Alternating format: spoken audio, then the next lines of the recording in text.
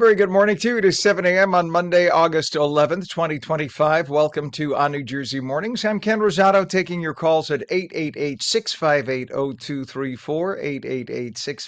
888-658-0234. Lots of sunshine today, like that. Highs, though, around 90. This is sketchy as to whether it could be a heat wave. We're right at the cusp. We head to meteorologist Mike Favetta with the first check of the Garden State forecast. Right, Mike? It's going to be hovering around 90 Mhm.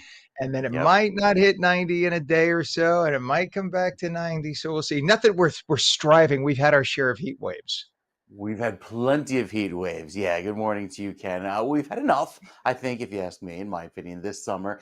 Electric bill could use a nice break, too, considering how hot it's been so far this year. But we get a little bit of a break, I think, by the end of the week with some cooler weather that returns. But yeah, it gets a little warm before then. And some poor air quality still exists around New Jersey, just to the north and east, so up toward Orange and Rockland County, over the Passaic border and Bergen County border, and then headed down toward the city. That's where you'll find the moderate level of air quality up toward Hackensack today. So beyond that, it's going to be a warm one with temperatures starting off at 70 right now in Newark. 59 back over toward Morristown and 66 up in Bergen County, anywhere from 2 to 5 degrees warmer than this time yesterday. And yesterday was a cool feeling with slightly drier weather, comfortable air in place. And today I will start off not all that hot. Temperatures begin right now in the dew points, the humidity, quite comfortable. So with the clear sky today, we warm up nice and quickly. And with that, little bit of a breeze out of the south and southwest, especially toward the beaches. Great day to head down the shore. Beautiful beach weather for you today with that wind coming off of the water. And then throughout the overnight into tomorrow, do it all over again. A lovely sea breeze developing by tomorrow afternoon as well. So a pair of pretty nice days. That is until we get to Wednesday, and that's when the cooler weather comes with some storms. So highs today climb into the low 90s. We stay clear throughout this evening. Temperatures again tomorrow, warm but sunny throughout most of the day. You see Tuesday's clouds are mostly southern New Jersey, and then they start to break up with some clear sky and highs return again to the 90s. So 2 days in a row of warm, sunny weather. And then by Wednesday, we start off cloudy, but look what happens as that front approaches from the west throughout the late morning into the early afternoon Wednesday. You get a whole line of thunderstorms that come in and give us some wet weather by Wednesday afternoon. So that's the day to watch, especially Wednesday evening with some of those showers and storms moving on through. Thursday, they still could be around, especially early on in the day, but they eventually clear out, bringing back mostly sunny skies and drier weather by the afternoon. So it's a short lived, brief midweek rain, and then we're right back to clear sky beyond that and slightly cooler weather. So for the next few days, enjoy the clearing today and tomorrow, highs in the low 90s. Wednesday, probably get to 90 before those storms come in, and then clearing by Thursday. We've got a pretty decent weekend ahead, too. We'll tell you about that with your weekend forecast, Ken, coming up in a few minutes. All right, Mike, thank you very much. Our time now is 7:04. In terms of traffic, we have a water main break to report right now. It's on the North Service Road southbound. That's in the area of Cargo Road, right over the border into New York. All lanes are closed, alternating traffic in the northbound lane. So what they're doing is allowing people to go south in the north when they can, but that's causing an absolute nightmare. Again, that's on the New York State border. We have a crash in a vehicle off the roadway, the New Jersey Turnpike, Pennsylvania extension westbound by Route 130 in Florence Township with the right lane blocked. We have delays on 280 eastbound from east of exit 12, which is the Garden State Parkway, just to exit 13, which is First Street in Newark. All lanes are open, but things are very heavy. That is not unusual for this time of the morning, but nonetheless have to tell you about that. Delays on Route 21, and that is southbound just north of exit 9, Route 3 in Clifton. All lanes are open again, heavy traffic and delays on the Garden State Parkway northbound from south of exit 147, which is Clinton Avenue, East Orange, to exit 149, Route 506 in Bloomfield. All lanes are open. That is a 2.5 mile delay right now. Pulaski Skyway has delays to report northbound from Broadway to routes 1 and 9, the truck route, I-280, Route 7, that combination of exits there in Jersey City. All lanes are open, but we do have delays. Hudson River crossings right now, we're told it's about 15 to 20 at the Lincoln, only 10 minutes at the Holland. We take a look at our approach. It is back. The approach to the GWB. You could see the upper level on the right, lower level on the left. And you could see that the left is moving just fine on the lower level, but we are told that the upper level is about 5 to 10 minutes longer getting across. Don't know why right now. There's no report of any breakdowns or anything, but nonetheless, if you're heading across the GWB, make sure you take the lower level approach. You can see it's moving a lot faster. 7:06 right now in Patterson, a major water main break that occurred. It's flooded areas near Hinchcliffe Stadium and triggered a boil water advisory for all 160,000 residents, including the people of Prospect Park. The 30-inch pipe dating back to the 1880s. I remember when it was installed. Burst early Friday in a wooded spot by the Great Falls. Mayor Andre Sea says crews are racing to repair it amid old infrastructure challenges, with fixes possibly wrapping in 36 to 48 hours. Residents must boil water for drinking, cooking, and more, or used bottled water. Free water distribution is underway, but locals report struggles with low pressure and daily needs, especially in this heat. Not a good time to have this. 7:06 right now. Smoke billowed over the Atlantic City area after a 3-alarm fire erupted at the vacant New Jersey Avenue School Friday evening. The blaze started at 6:05 at night. It engulfed all 3 floors of the 1925 building set for demolition after Hurricane Sandy damage. No injuries reported. Crews battled it into the night. The cause now under investigation.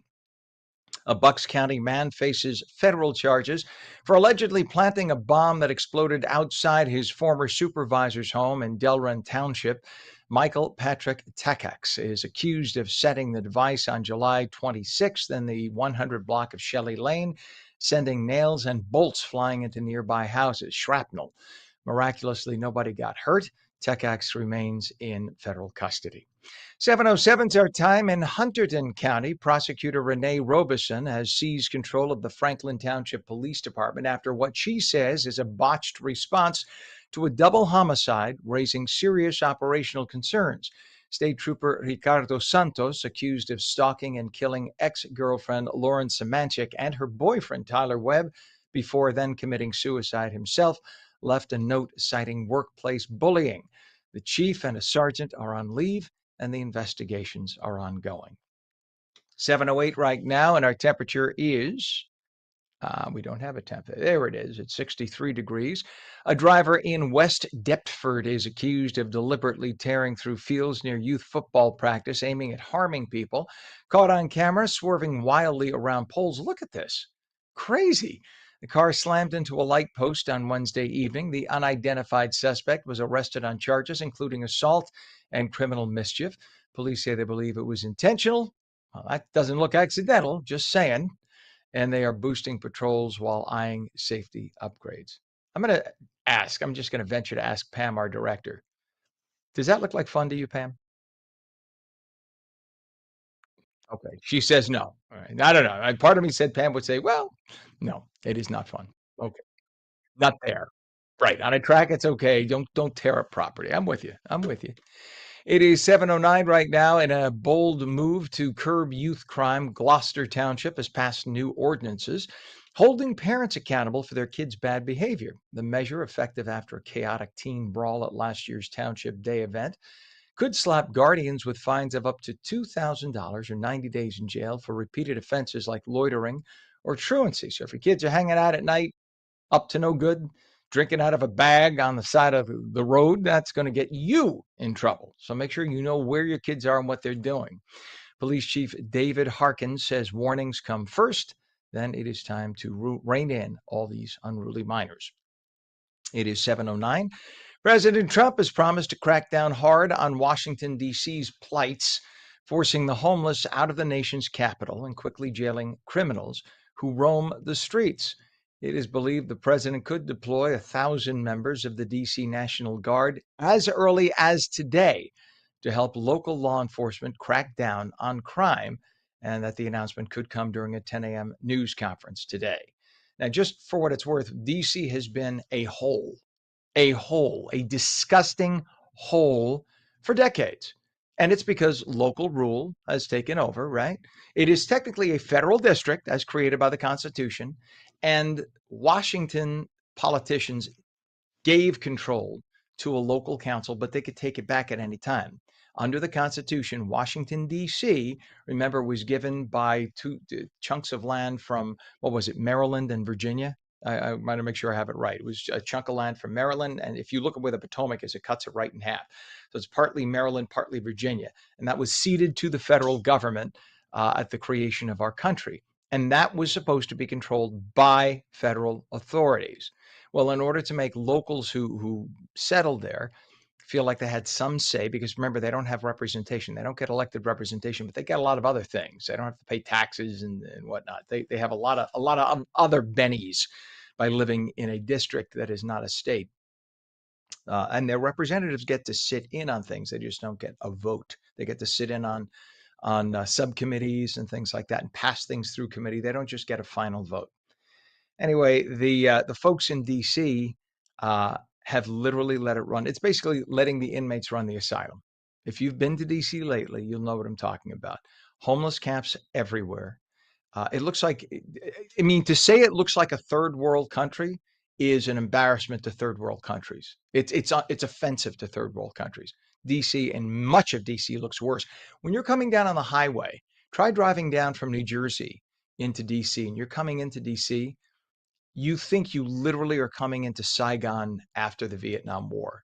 I have never seen garbage on the sides of the road, graffiti everywhere, broken down traffic lights, exits that are the exit ramps are broken. It looks like they've piled up garbage. It's been broken there for years. They don't give a shit. They don't give a shit how it looks. Okay, it's disgusting. And stuff like that doesn't happen overnight. Stuff like that is little by little, incremental. All right, that exit ramp needs to be fixed. We don't have the money in this budget. We'll wait till next budget. Next budget comes, we'll pass it to the next budget. Next budget comes, we'll pass it and then before you know it, 25 years have gone by. Homeless have defecated there. You have garbage piling up there, and they don't care because people are driving by. They're from out of the region. They're not locals, so they really don't care. Well, this has put a blight. This has made DC look disgusting. The problem is when you create that environment, what are you telling to the people who live there? You're saying, if we don't care, why should you care? Don't care. So you have young people in DC, literally parentless, roaming the streets, joining gangs. And what has that led to? Well, we had an intern who was killed in the middle of crossfire between rival gangs, and this happened months ago, right? This was a Democrat intern, by the way, for those of you saying, Ken, you just care about Republicans. No. And then we just had the guy who is affectionately known as Big Balls from Doge. He now works for the department. I believe he's with the Department of Treasury now, but he's no longer with Doge. Regardless, 8 days ago, it was a Saturday night and Sunday morning. He was with his girlfriend. He's only 19. He's a kid. He was with his girlfriend in a ritzy part of town. He was coming out of a restaurant, and as he was getting into his car, he saw another young woman in behind her wheel and a group of thugs. And yes, to all the assholes who say thug is a racist term, shut the up. It is not. Let me tell you something. As an Italian American, we were called thug before you were born, so shut the up. Okay, I know what a thug is. Here's what a thug is for all of you people who clutch their racial pearls when I say a thug. First of all, the word thug apparently was used, and we think it may have had origins before, but it was used as a term against certain roving Indian groups in India 250, 300 years ago. The thugs were people who literally would amass as gangs and attack people and communities. They were known as the thugs. So a thug, here's the difference between a thug and a criminal. A criminal, one person comes up on you and says, give me your money. That's a criminal. A thug has 3 guys with him and baseball bats and beats you to take $1 out of your pocket. That is the difference between a criminal and a thug coming from an Italian, okay? An Italian American, American first. So for all you idiots who say, oh, it's a racist term, are you defending thuggery? Is that really what you want to do? Is that what it comes down to? I'm not allowed to call somebody who does asshole things a thug. When you get 9 kids in their teen years all buffed up, beating up on a 17-year-old girl who is in her car in a nice district who comes out of a restaurant, those are thugs. They're not nice young men. And if you defend that, then that says everything about you and nothing about me. Well, Trump posted on Truth Social, quote, "The homeless have to move out immediately. We will give you places to stay, but they will be far away from the Capitol. The criminals, you don't have to move out. We're going to put you in jail where you belong. It's all going to happen very fast, just like the border. This will be easier. Be prepared. There will be no Mr. Nice Guy." See, the people of DC have been living just getting away with shit for decades. Now they're going to learn that you have to live in society with law and order. We'll see if they wake up and realize, oh, this is how civilized society lives, because they really have not been living that way, except for the areas around the Capitol building. The president recently erupted with rage at the spate of crime roiling Washington, D.C., after, again, that former Department of Government Efficiency DOJ staffer, 19-year-old Edward Korestein, also known as Big Balls, was bludgeoned. Happened again 8 days ago. It turns out that group of 10 juveniles who attacked them, only 2 or 3 have been picked up as they were carjacking somebody. At least 2 of the attackers have definitely been arrested. We believe we have a third in custody. There's a $10,000 reward for information leading to the others. Oh, and by the way, this is the best part. This is the best part.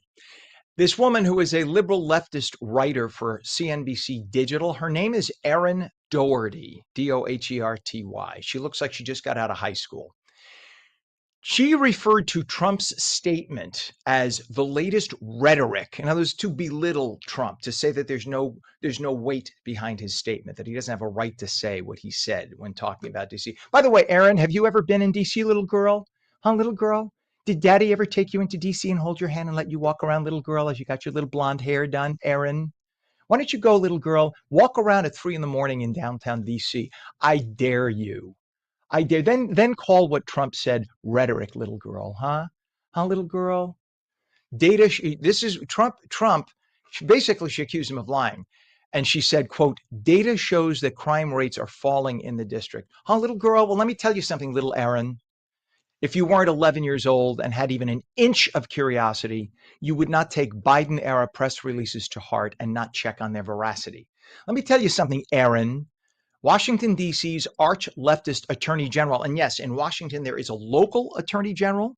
They call it the OAG, the Office of Attorney General. And then there's the U.S. attorney, who is, in this case, finally a conservative Judge Jeanine Pirro. Prior to her, there was a guy named Matthew Gavin, who was an appointee of Biden. And Gavin and Brian Schwald, the local DA, like Alvin Bragg in Manhattan, had made a comment multiple times, making it clear to the residents that they would not prosecute most crimes because, this is the quote, you could look it up, "You can't prosecute your way out of crime." So let me get this right. You're the prosecutor. Your job is to prosecute. I get it if you say that there is so much crime we can't catch up. We need more people. I get that. But when you say we can't prosecute our way out of crime, that's like a firefighter saying we can't put water on fires to put them out. It's your job. Your job is to protect. You have but one job, and that is to prosecute criminals, asshole. That's your job. So even the locals were saying, really? You can't prosecute criminals? Well, if you don't like the laws on the books, run for city council in DC and work to change them. But while there are laws being violated, you are paid to charge people who break those laws and to prepare court cases against them. The issue is when a leftist ideologue like Schwab will not prosecute crimes, crime statistics go down. So as little girl Erin Doherty, who doesn't look at her facts, she says, but look, the statistics show crime is down in DC. Yeah, crime is down because you have an asshole prosecutor who says, I won't prosecute criminals. A couple of things. Ideologically, he believes that it's racist to prosecute criminals. Well, guess what, dude? 93% of the population of DC is black. So let's see. Percentages say it's not racist to assume that most crimes are going to be committed by blacks if they're 93% of the friggin' population. Doesn't mean you're a racist. It just is what it is. So if you look at the reality, all right, you have crime through the roof, violent crime through the roof. It's gotten to the point that even the local prosecutor is saying, I'm not going to prosecute. So, of course, on paper, what does it look like? Crime is down. But it's not. It's through the roof. It's so high they can't keep up. And that is why President Trump is doing what he has under federal authority to do, the ability to do, stepping in with the federal, seizing authority again, It was theirs to begin with, and it's theirs to control. It's kind of like it's kind of quasi the way the King of England can dissolve Parliament, only it's actually easier for us to do it because it's constitutional. We'll see what happens. I hope Trump goes through with it and turns DC back into law and order. And you watch in a few years, DC will be a glorious international city again, as opposed to the disgusting cesspool of a hole that it is now. And that's my opinion. It is 63 degrees right now. It's 7:20. When we come back, New Jersey, a globe words. We'll have words because David Wildstein is off. We're going to have a fill-in for David Wildstein. Be interesting. The Inside Edge coming up. Mostly sunny today. Highs around 90. Meteorologist Mike Favetta returns with your full Garden State forecast, and we'll take your calls at 888-658-0234. You're watching ONNJ Jersey Mornings. Don't go away.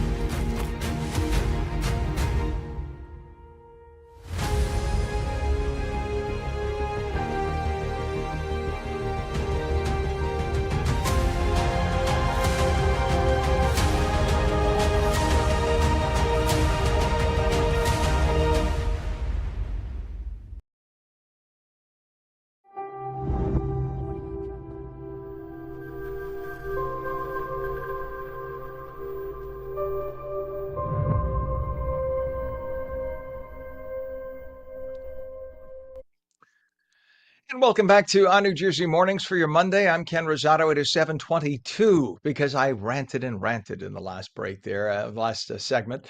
We'll take your calls at 888-658-0234. Mostly sunny today. Highs about 90 degrees. Right to meteorologist Mike Favetta with the full Garden State forecast. You see, Mike, give me a long weekend off. Don't give me enough That was it. coffee. I had to travel to and from the South twice by plane in the last week. So I've been on a plane 4 times in 8 days, 9 days. Oof. So, let's just say that I'm grumpy. Good morning. It's okay. It's How's the okay. Garden State forecast looking, my friend? It's looking very nice today. Looking very pretty, in fact. Throughout this afternoon, feeling summery, but not terribly hot. Still manageable with temperatures climbing into the low 80s at the beaches, low 90s inland. You get a lovely sea breeze today that really cools you off a good number of degrees throughout this afternoon, feeling quite pleasant by the end of the day. With all of the sunshine today, it'll look great. I think we started off last evening very pleasant. There are still some smoky patches here high in the sky. Most of them have moved off to the north and east, but I think we get a break from the wildfire smoke today, and that's some good news. Even into tomorrow, have some clear air moving in. So we're dry for the next 2 days.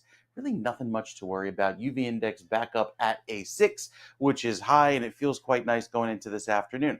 Notice all the clearing you see with the dew points a little bit lower today. I think they'll start to rise tomorrow and then maybe touch 70 at times tomorrow afternoon, especially down the shore with that sea breeze blowing in. Then it gets really muggy for Wednesday. That, of course, is after the rain that comes through. So with the little bit of humidity that comes back by the end of the week, I think we see that ultimately wane by Friday with some drier weather returning. Lots of sunshine to start the weekend. We'll stay sunny most of this weekend as well. If you have travel plans, I mean, it's looking gorgeous. Another stunning weekend, just like we had this past weekend. Maybe Sunday could have some extra clouds return by the end of the night, and then Monday might see some extra clouds next week, going into the middle of next week. Notice here, toward the right side of the screen, you see this large storm come up here. There is a tropical system that may develop that could impact maybe the East Coast in about a week or 10 days. It's still far away, off the coast of Africa. So we're talking a lot of time for development and tracking, but it's something that a lot of the global weather models have been picking up on. So until then, we'll enjoy the dry weekend. 88 on Saturday, 91 by Sunday. Very pleasant around here. Nice way to wrap up the week. More details on that tropical system, Ken, in our next weather update. All right. Thank you very much, sir. We take a look at the traffic right now with 63 degrees outside. Really nice and fresh this morning right now. But as Mike said, it's going to get hot. So just be worried about that. In terms of traffic, we have a down pull on Route 18 southbound north of West Ferris Street in East Brunswick. All lanes are closed right now. And a water main break to report on the North Service Road southbound in the area of Cargo Road. That's right over the border into New York. All lanes are closed. There's alternating traffic in the northbound lanes. So so just beware. That's going to be a lot of traffic. We have a crash in a vehicle off the roadway on the New Jersey Turnpike, Pennsylvania extension westbound by Route 130 in Florence with the right lane blocked, and delays on Route 21 northbound at exit 13, Randolph Avenue in Clifton. All lanes are open. Things are heavy, though. As you're going across the Hudson River, we have very light traffic through the Holland Tunnel, only about 15 minutes at the Lincoln. We look at the GWB approach. Let's see what we're looking at now. So still, we have a bit of a slowdown on the upper level, which is on the right, but it's flowing right in on the lower level on the right, or on the left rather. So the upper lower levels, if you get there on the 80-95 approach, your best bet is definitely stay on the lower level on the left there, and you will get in only about 15 minutes. That is your best bet. It is now 7:26, and we should let you know that during the course of 2 terms of Democrat Governor Phil Murphy, voter registration surged for New Jersey Republicans. In other words, people got so ticked off on the Democrat side, they dropped their Democrat registration and went Republican. During that time, the Garden State's GOP gained nearly 500,000 voters, a 35% jump, and Democrats only added 425,000, up about 20%. So the Republicans narrowed the gap between the two parties. Originally, the Democrats were beating Republicans by 1.1 million. Now it's about 865,000. Still a lot. But here's what you have to know, that in the state of New Jersey, you have independents outnumbering either party by a lot. And so it's a matter of gaining those independent voters if you want to win a statewide office. GOP leaders call it a backlash to policies on affordability and energy, which is up through the roof if you haven't checked your power bill. Democrats say, oh, it's just cyclical, nothing to see here, no major GOP wins. Nope. Of course, state Democrats gerrymandered the districts here, making it more and more difficult to elect Republicans. They love using that term, gerrymandered. The people of New Jersey, the state in Trenton, they are masters at gerrymandering. If you look the way the state is carved up, Republicans comprise like 35-40% of the electorate, and yet we have about 12% of the Congress members. So, gee, how did that happen? Scratch my head. The gubernatorial race is heating up. Polls are showing Democrat Mikey Sherrill leading Republican Jack Ciattarelli, but only by about 6 points. Now, remember, if you go back 4 years ago, the Monmouth University poll had Governor Murphy beating Jack Ciattarelli by 16 points. But then, just 11 weeks later, Murphy only beat Ciattarelli by 3.2 points. So if the poll at this point 4 years ago said the Democrat was ahead by 16 points and he barely won by 3 points, if you apply the same math, and I know it's apples to oranges, but if you apply the same math and you look at Jack Ciattarelli with Mikey Sherrill, she's currently ahead by 6 points. But if you, from this exact date 4 years ago, if you applied the same math, she would lose by 7 points. In other words, Jack Ciattarelli could upset her by 7 points based on the way people answer phones and et cetera, et cetera. Yeah, we'll see what happens. But that is, by the way, my advice to both Mikey Sherrill and to Jack Ciattarelli, start talking to media.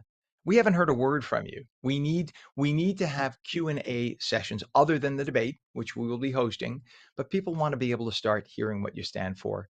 Don't be gutless. Both of you speak to media. It is now time for Politics from Trenton, explained like nobody else can do it. Here is editor Zach Blackburn in for New Jersey Globe editor-in-chief David Wildstein with the Inside Edge. Good morning and welcome to the Inside Edge. Today is Monday, August 11th. My name is Zach Blackburn and I'm the Globe State House reporter down in Trenton. This is my first time hosting the Inside Edge, so David and I thought it would be a good idea to acquaint myself and introduce myself to those who have not met yet. I was born and raised in South Carolina. David and I share an alma mater, actually. I went to George Washington University down in D.C.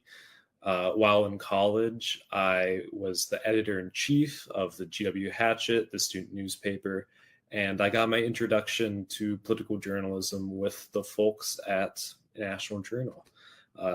David hired me after I graduated, and I've been with the Globe for about a year now. I just hit my 1-year anniversary last month. Have to admit, it was a little bit of a difficult start. I think anyone who follows Jersey politics knows that it can be daunting to catch up or to learn everything. There's so many people and dramatics and issues and so much history that led to where we are now, and which will lead to where we are in the future. But I was also almost completely new to New Jersey as a whole, New Jersey as a state. And so while I was learning all of the politics and all of the people in the politics, I was also learning just how to live in New Jersey, the counties, the towns, the cultural issues, pork roll or Taylor ham. I had no idea what I was getting myself into. But the perfect thing about this job is that it's never static. There are always important people, interesting people to meet, important things to learn. And so between, walking the streets and meeting people in cities like Newark and towns like Boonton, USA, I already feel like I've gotten such a strong grasp on the state that I live in, and it's a great feeling. And I'm not sure I've experienced this anywhere else. I'm proud to have joined a press corps that, even in less than ideal circumstances, works hard to tell the stories that matter. And there are so many important stories to tell. I just finished reading The Pine Barrens by John McPhee, a Princeton native. It's a book I strongly recommend. It's a piece of journalism that not only helped push Congress to establish the country's first national reserve down in the Pine Barrens, but also proved that there's no corner of the state that anyone should overlook. And I hope to not overlook anyone in the state either. I'm looking forward to another great year in New Jersey. And thank you for listening to The Inside Edge. This has been a softer edition. I plan to come back with some more analysis and news in the future, especially as the governor's race heats up, as well as legislative races. I'll be keeping an eye on those. Please feel free to reach out to me. My email address is on the website. And I hope you make the most of your day. Have a good one. Nicely done, Zach. Welcome to the tribe here. It's funny because he seems like a nice guy. Don't worry, we'll slap that out of you soon enough, Zach. It's like you come here, you're all nice and you're polite and respectful, eloquent, very intelligent. Give it about 6 months. We'll beat it out of you, Zach. Anyway, no, welcome. You did a great job, buddy. It is 7:32, and when we come back, when is a bookstore more than just a bookstore? When it is charmed and bound. We'll explain. The phone lines are open, by the way. We'll take your calls at 888-658-0234. 888-658-0234. Lots of sun today, by the way. High's about 90. A full Garden State forecast with meteorologist Mike Favetta in just a moment. You're watching On New Jersey Mornings, seen daily at ONNJ.com, Roku, Fire TV, News on Samsung TV Plus, Apple TV, YouTube, Facebook, and X. Stream live at Substack, Rumble, and Twitch as well at twitch.tv/OnNewJersey. We will be right back.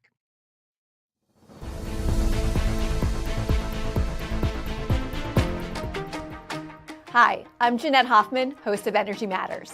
Join me every night at 6 p.m. where we're discussing energy affordability, challenges, and solutions with stakeholders and elected officials. Join me weekdays at 6 p.m. on Energy Matters on ONNJ.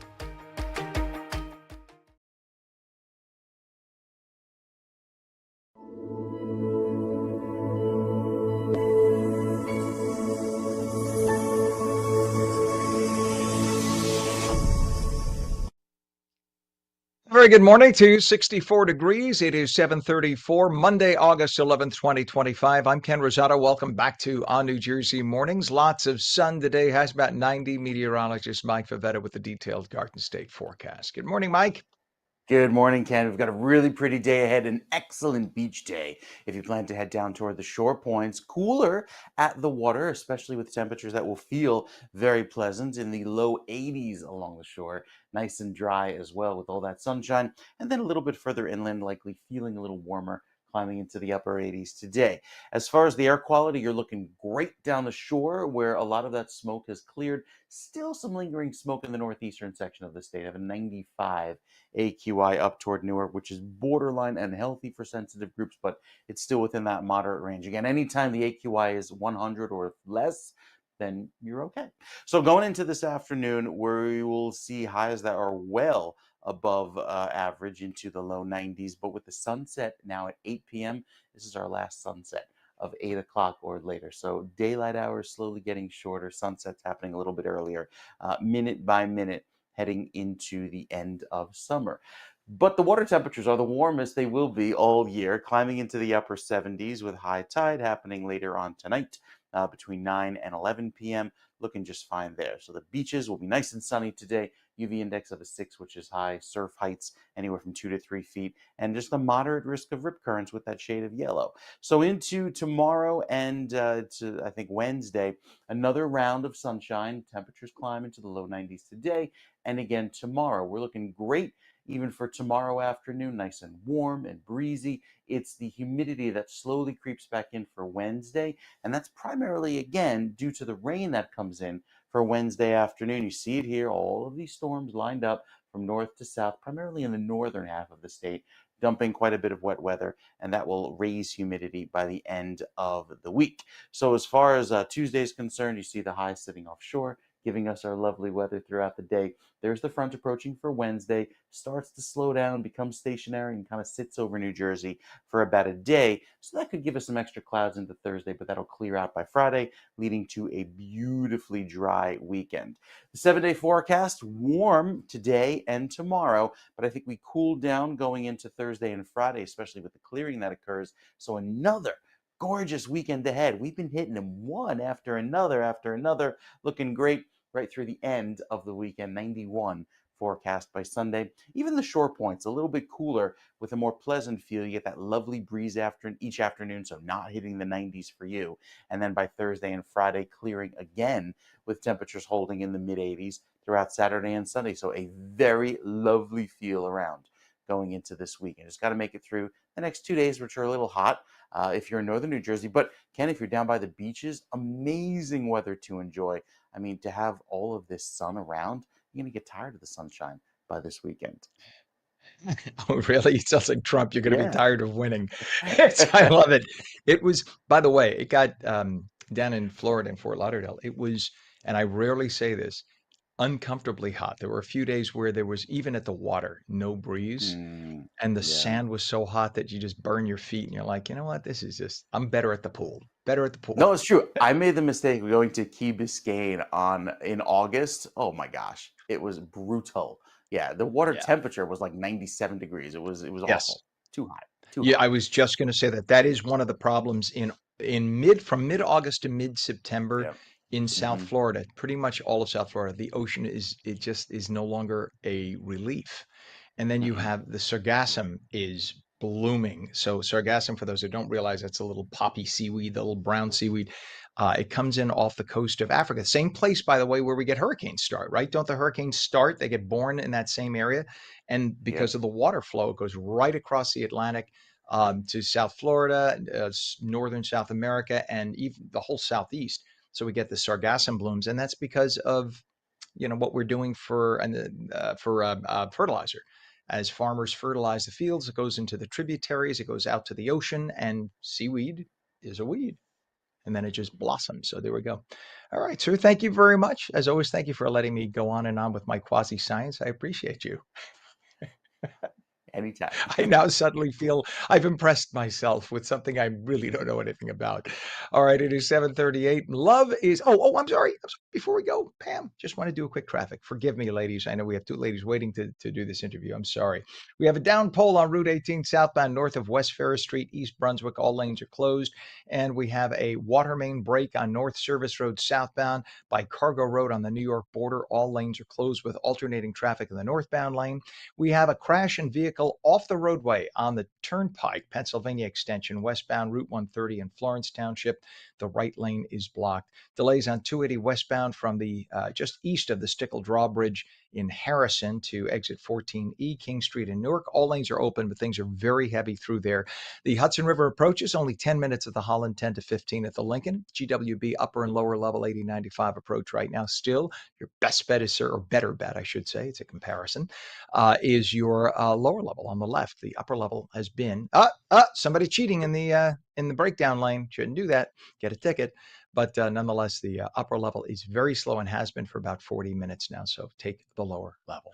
7:40. Love is in the air and on the shelves at Charmed and Bound, New Jersey's newest romance-focused bookstore. Co-owners Stephanie Mandelberg and Kelsey DeMeglio are putting a fresh twist on the bookshop experience with curated subscription boxes, inclusive selections, and community-driven pop-up events.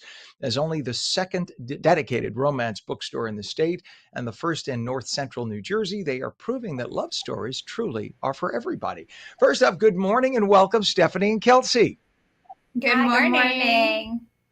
See, now for ladies, this would be something that I'm sure normal women would interpret as this is nice, romance novels, cozy fireplace in the cool weather. And for a dirty-minded guy, right away we're thinking, romance bookstore. So do you find that it's just a Venus and Mars difference between the mentality of like what guys do and read and what women read in terms of, help me. Well, if you ask my husband, he doesn't read. And if he does read, it's finance or the Yankees. So I don't really have a great baseline there. But no, we've gotten really amazing feedback from not only women, but men as well, who have a place where they can go and shop for their wives. We just did a pop-up a couple weeks ago, and we had a bunch of different guys from the brewery come in and buy things for their wives, for their friends. But yeah. And I think one of the things that's really great about what our store represents is that we understand that there is a spectrum of romance. So, Charmed for us is really representative of those lighter, flirtier romances, and Bound is more of, the 50 Shades of Grey that you think of. So we really do have something for everybody on our shelves. That's awesome. And first of all, there are no bookstores left. It's just so sad that so many bookstores have closed because Amazon, for those who forget, Amazon came about as a bookstore. And then when they developed their online, they said, oh, we'll sell a little of this and a little of that. We'll sell some coffee before in 20 years, they became the biggest store on the planet. But that closed down a lot of bookstores, and that's so sad. I love going into a bookstore and spending hours. So how fantastic that you have this romance-focused bookstore. Why did you pick specifically North Central New Jersey? So we are both from the Clinton, Flemington area. We've grown up here. We live here now with our families. We actually met through our kids. They're in kindergarten together. So we met on back to school night. So this is it's our community. We love it. It's something that we're missing here. And we were just very excited to bring to all of our neighbors. And again, as Kelsey said, the response has just been overwhelming. People are just so excited, which is making us really excited as well. I love that. And you offer 4 very different subscription boxes. How did you come up with the categories? So our concept is Charmed and Bound, like I said. So we are trying to represent this full spectrum of romance novels. So the Charmed box is our first offering. Those are our contemporary romances, the Emily Henrys, that you'll see, the beach reads, etc. Then we have our Bound, which is our darker romances. We also categorize romantasy, which is a big one right now. So A Court of Thorns and Roses, Fourth Wing, those types of books would appear in our Bound book box. And then we also have a box that we offer for queer romance that can either be for a male identifying or a female identifying main character. And then lastly, we have our book club box, which is really geared towards creating community for book club. So it comes with 2 copies of a book, some mocktail recipes. A book club can really just plug and play with this box and have this entire experience in one place. I love that. Well, and also I'm a gay man. I talk about that on the air probably way too often. But I remember when I started out in radio, I had a friend of mine who was also gay, and I won't say his name out of respect for him because I don't know how out he is on the air. But I remember he used to say, he was older than me, about 20 plus years older, and he used to say there just really aren't romance books. This is back in time. This is going back to the late 80s, early 90s. He said there really isn't any kind of romance book, romance narrative for gay men because everything right away focuses on sex, not romance. So it's nice to see that there are actually books. As you get older, it's like you want to see, all right, been there, done that. Let's see a story, and it's nice that you have that. And the store doubles as a retail innovation space for other women-owned businesses. So you have the space rather than them taking the risk of trying to get a storefront, you provide that, right? So tell us about that. Yeah, well, it's actually, it kind of came about because it's something that we really wish we had the opportunity to be able to have a space like that, just to be able to test our concept and see what works and see what doesn't work. So we have a really awesome storefront in Flemington, right on Main Street. And there's a space in the back that we've dedicated to being our innovation hub. And basically, we're allowing other female retail business owners to come in and test out their concept. So our first innovation business is Little Honey's Children Boutique. It's one of our really good friends. She has this adorable collection of kids' clothes and toys and accessories. There's stuff for moms as well. But we're really excited to be able to give women this space to be able to test these concepts to then hopefully bring their storefront to town in a bigger way. That would literally, I mean, you could reinvent that downtown area or wherever you're physically located by doing that. That's That's the hope. phenomenal. Love it. Love it. I love it. And you've been hosting some pop-up events. You talked about this. Talk about some of the creative pop-up events and the most memorable ones to date. Yeah, so we have quite a few that we've been doing. We've been building a lot of relationships with local business owners. We've been to the Reddington Brewery in July. We're actually going back there next weekend. We were part of the Main Street tent sale in Flemington. And then we actually have one coming up in September that we're really excited about. We're partnering with Next Level Ninja, which is an Ultimate Ninja training facility. And we're hosting a fourth wing themed event where everyone in attendance can complete obstacle courses to train to become a dragon rider, like in Fourth Wing. So we're very excited about that one. And it's wild, the buzz that this event is getting. We have I love it. That's creative. us to come. That is awesome. Look at this. And so the reaction has been what from the local community? People must be freaking out. They love this, I'm sure. Yeah. Yes. I mean, it started out as something that Steph and I were like, what a cool idea. Let's go for it. Let's see what the reaction is. And we are overwhelmed by the amount of support of people coming up and saying, this is a wonderful idea. We needed this in the community. We're so excited. What can we do to help? What can we do to get your name out? So between, the store opening and these events that we're doing, it's just been, the response has been mind blowing. I don't think we could have ever imagined this. It's like a destination store because there just aren't. Oh, if I can't get to their romance novel store, I'll just go to this one. No, there really aren't any. You're like a diamond in the rough. That's awesome. So if somebody has never read romance before, what is the starter book that you recommend? Well, what do you like to read? Yeah, it kind of depends. I would say if you're doing contemporary rom-com, Emily Henry is a great author to start with. I love Carly Fortune. Those are probably my two biggest. Abby Jimenez.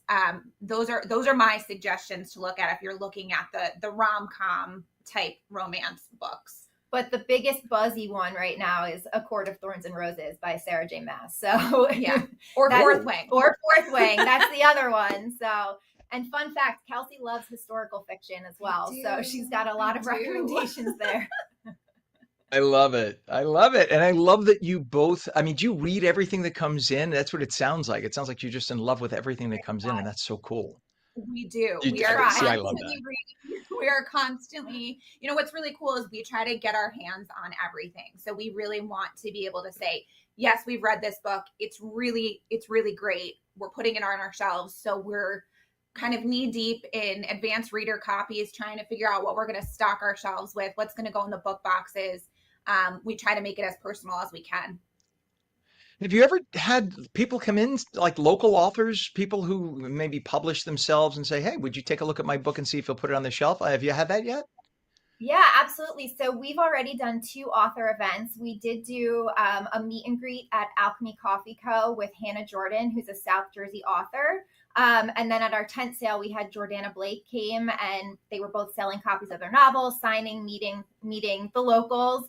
We also have an author interest form on our website. So we have a lot of authors that are reaching out to us sending their novels and giving us ideas of how they want it to be used, whether it's in the subscription box, whether they want to be featured as an author of a month, if they want to do an event, etc. So we've got a lot that are reaching out to us and a lot that we plan to do.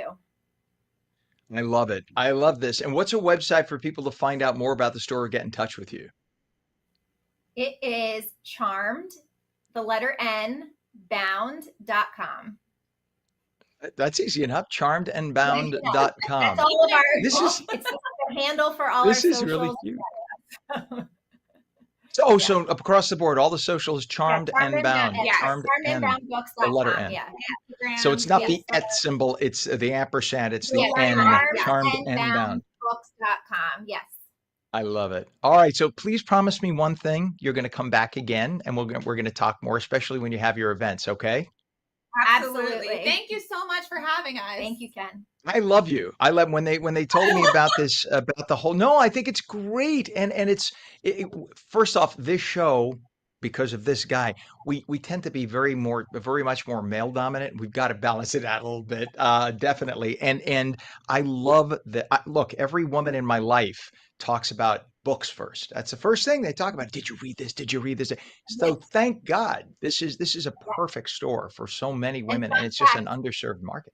I'm sorry? I said, fun fact, 18% of romance readers are male. So there is a market. Oh, I believe it. No. I believe it just because I'm the dope. Believe me, I'm not saying there isn't. I know from friends. I have friends who are into it. Definitely so. But definitely come back, please, and we'll talk about this more. I want to hear more about it as this progresses. We are talking about Charmed and Bound, New Jersey's newest romance-focused bookstore. Co-owners Stephanie Mandelberg and Kelsey DeMeglio. Thank you so much for joining us this morning. All the best with everything. Thank you so much. You bet. Mwah. All the best. Oh, fantastic. I love entrepreneurs. I love people who take a chance, and I especially love when it works out. That just makes me feel wonderful, and it's just an underserved segment of the population. Bookstores have disappeared, and that just breaks my heart. And look at what happened to society as they did. Think about it. It is currently, where's our temperature? One of my thermometers is out, so it's driving me nuts here. 64 degrees, 7:52. Pam, let's forego the break because I babbled on so long here because that's me. Let's go to our good friend, meteorologist Mike Favetta. Thank you, Mike's like, thanks, Ken. Thanks for the heads up. Meteorologist Mike Favetta. Mike would never say that because he's a sweetheart. With the full Garden State forecast. Good morning, sir. You're lucky I had the double espresso this morning, Ken, because otherwise I would have been out in La La That's Land. something I need. I Yeah. desperately need it. Thank you, Mike. Salute. Yes, salute to you too. It starts off this morning with a little Cena Brindisi, a toast to the sunshine, because we get so much clear weather again today. Beautiful day to enjoy. A little bit lower air quality in the northeastern corner of the state, where some of that residual smoke is still lingering over toward Hackensack and Jersey City. So slightly poorer air quality for you, but other than that, we still make it to 90 degrees there. Up in Sussex and Newton, slightly cooler in the hills, but overall a decent feeling day. It's not terribly hot and humid. Currently, the air quality right now is good, especially down the shore. You've got that lovely breeze coming off of the water, keeping your air nice and clear. But the AQI is just around 100, and anytime it's 100 or lower, that's a moderate air quality, so that's good. But the big story, I think, will be turning toward the tropics. So we go down toward the Atlantic Basin. There's the coast of Africa. There is the U.S. coast right there off screen. And this large red swath you see is what could be the potential track of our next tropical system. This blob you see here, not named yet, but it'll likely become Erin by the end of the day. And only when a storm is named does the National Hurricane Center issue a track, but it'll likely follow that long trail into the Caribbean or somewhere around there by the end of this week. So it's something to watch over the next several days, and doesn't come anywhere near any mainland for at least the next week. So plenty of time to see where it develops and where it goes. Lots of heat out west. We have decent heat here in the east, especially through the end of the month. And the rainfall estimates are projected to be just on par with average through the end of the month. But you look around and you see how the grasses are starting to get pretty yellow if they're not watered regularly. So it has been pretty dry, with the exception of obviously those very heavy rain events. Likely have another heavy rain event on Wednesday with some storms that move through. Most of that happens in the northern part of the state, and then that'll clear out by Thursday, just in time for another beautiful weekend. A little bit of extra humidity hangs out overnight, Wednesday into Thursday. So it does get very damp and muggy, which is why temperatures hold in the mid 70s later at night. But then we'll clear and see a very pleasant dry trend into the weekend, Saturday and Sunday, only in the upper 80s, which will be very pleasant. The shore point's nice and cool in comparison, with a lovely sea breeze developing each and every day. We get plenty of clear sky. Highs only climb into the low 80s this weekend. Another spectacular beach weekend ahead. So if you haven't hit the Jersey Shore yet, now's the time to head on the Parkway and enjoy, because you've got some great weather ahead this week into this weekend, Ken. All right. Thank you very much, sir. Much appreciated, Mike. 7:56 right now, and we have 64 degrees in terms of traffic. Take a look at this. This is Route 17 at the Garden State Parkway. So this is in Bergen County. You could see that it's moving, but we do have a lot of volume there. So just beware of that. Things could change at any moment. If somebody has, heaven forbid, a breakdown of some sort, that could turn all of that into something solid. We have EMS activity on I-80 eastbound, east of exit 55, which is Route 62 and Union Boulevard in Totowa. The left lane of the 4 lanes now closed. Down pole on Route 18 southbound north of West Ferris Street, East Brunswick. All lanes are closed there. Water main break remains a problem. North Service Road southbound in Cargo, or in right over into the New York border by Cargo Road. All lanes closed, alternating traffic in the northbound lanes, and delays on 280 westbound by I-80 and Parsippany Troy Hills. All lanes are currently open, but things are very slow through there. The approaches to the Hudson River, the upper and lower levels, let's go right to that of the GWB. You can see the upper level's been a nightmare all morning, and they still don't have anything reported. There's got to be something on the New York side causing problems, because usually that is because it looks like they're consolidating a lane. So maybe there's construction or something that they just haven't reported to us, but that's been the case for over an hour now. So take the lower level if you can. You can see the lower level has no problem at all. 7:57, and a major water main break in Paterson has flooded areas near Hinchcliffe Stadium and triggered a boil water advisory for all 160,000 residents, including Prospect Park. The 30-inch pipe dates back to the 1880s. It burst early Friday in a wooded spot by the Great Falls. Mayor Andre Saya says crews are racing to repair it amid old infrastructure challenges, with fixes possibly wrapping in 36 to 48 hours. Residents must boil water for drinking, cooking, and more, or use bottled. Free water distribution is underway in Paterson, but locals report struggles with the low pressure and their daily needs. Smoke billowed over Atlantic City after a 3-alarm fire there erupted at a vacant New Jersey Avenue school Friday evening. The blaze started just after 6 p.m. It engulfed all 3 floors of the 1925 building set for demolition after Hurricane Sandy damage. Imagine it was there 100 years and this is what takes it out. No injuries reported. Crews battled into the night and the cause under investigation. 7:58, a Bucks County man faces federal charges for allegedly planting a bomb that exploded outside his former supervisor's home in Delran Township. Michael Patrick Takacs is accused of setting that device on July 26th on Shelley Lane, sending nails and bolts flying. Miraculously, nobody got hurt. Takacs remains in federal custody. 7:58, in Hunterdon County, prosecutor Renee Robeson has seized control of the Franklin Township Police Department after what she says is a botched response to a double homicide, raising serious operational concerns. State Trooper Ricardo Santos, accused of stalking and killing ex-girlfriend Lauren Semanchik and her boyfriend Tyler Webb before his own suicide, left a note citing workplace bullying. The chief and a sergeant were on leave. Investigations are continuing. And a driver in West Deptford is accused of deliberately tearing through fields near youth football practice, aiming at harming people. Caught on camera swerving wildly around poles, the car slammed into a light post Wednesday evening. The unidentified suspect was arrested on charges including assault and criminal mischief. Police say they believe it was intentional, and they're boosting patrols while eyeing safety upgrades. In a bold move to curb youth crime, Gloucester Township has passed a new ordinance holding parents accountable for their kids' bad behavior. The measure, effective after a chaotic teen brawl at last year's Township Day event, could slap guardians with fines of up to $2,000 or 90 days in jail for repeat offenses like loitering or truancy. Police Chief David Harkin says warnings come first, but then time to rein in the unruly minors. And President Trump has promised to crack down on Washington, D.C.'s plights, forcing the homeless out of the nation's capital and quickly jailing criminals who roam the streets. Take a listen. What a shame. The rate of crime, the rate of muggings, killings, and everything else, we're not going to let it. And that includes bringing in the National Guard, maybe very quickly, too. Well, he says he wants to force the homeless out of the nation's capital and quickly jail criminals who roam the streets. It is believed the president could deploy 1,000 members of the D.C. National Guard to help local law enforcement crack down on crime. The announcement could come during a 10 a.m. news conference this morning.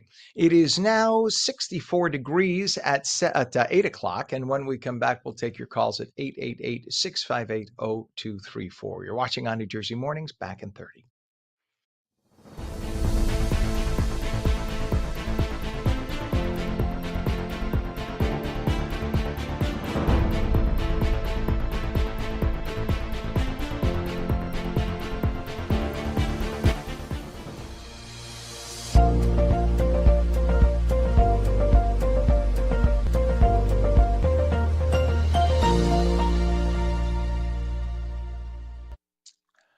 Well, hello there. It is 8:01, Monday, August 11th, 2025. Welcome back to On New Jersey Mornings. I'm Ken Rosato. We will take your calls at 888-658-0234. Lots of sunshine today. Highs about 90. We head to meteorologist Mike Favetta with a check of the Garden State forecast. Good morning to you, Mike. Could this be the last hurrah for at least August, do you think, or anything could happen?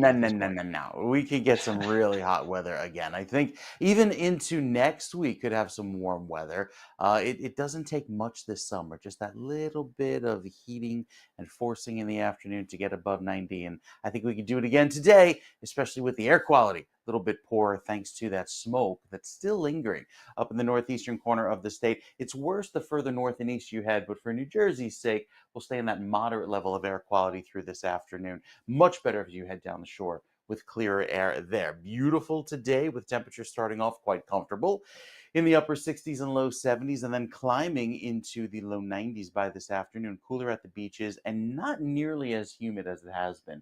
Pretty comfortable to start off the day. We're nice and sunny to begin. You'll notice a lovely sea breeze take over at the beaches. That developing at the shore each afternoon, cooling you off nicely. You see those wind streams coming off of the water. Just feels great through this afternoon, and again tomorrow with another round of clear sky.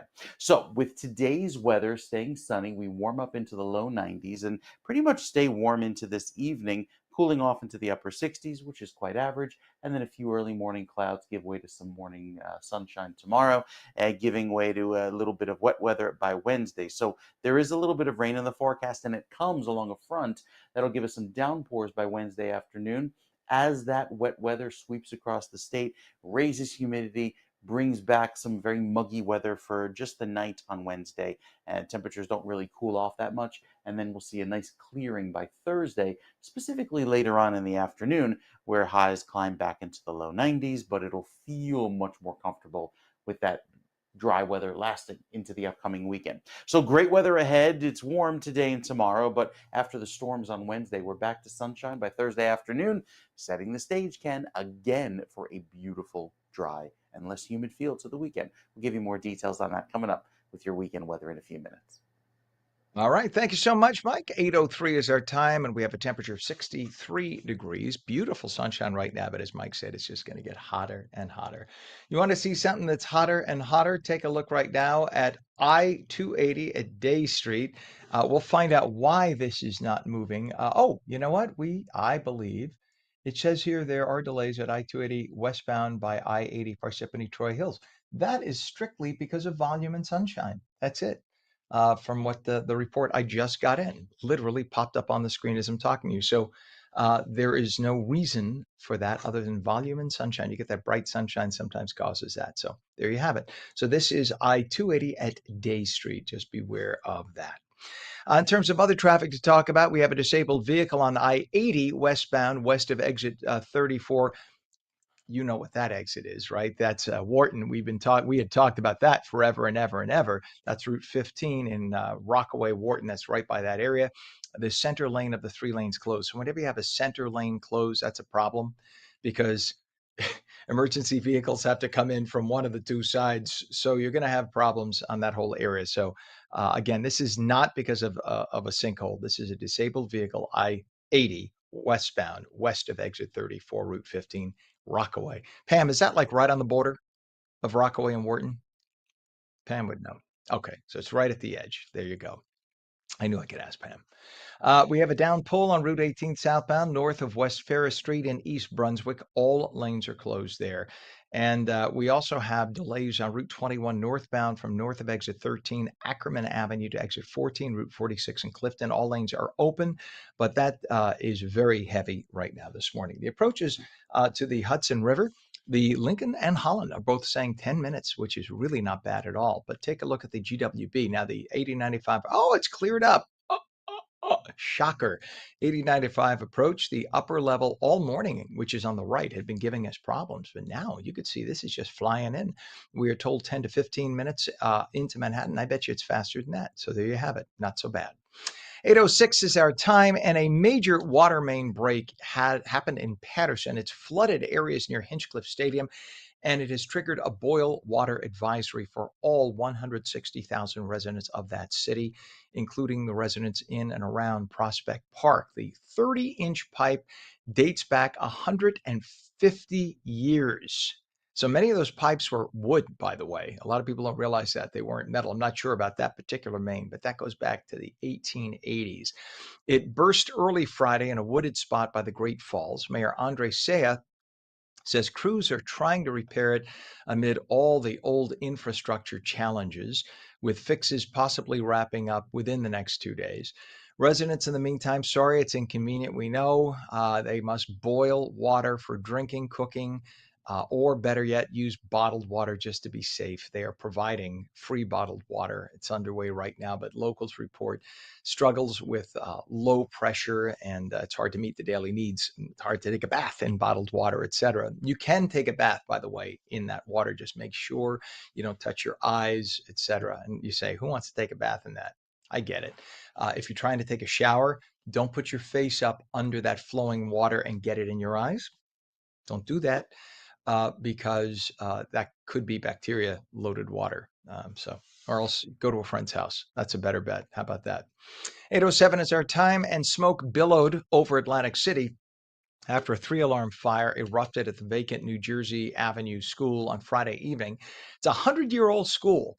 The blaze started at 6 at night, and all 3 floors quickly went up. It was set for demolition after damage from Hurricane Sandy. It sat there for years, though, just dilapidated, sadly. No injuries reported as crews battled into the night, and they are now trying to figure out what caused that big fire that spread so quickly. Kind of raises questions.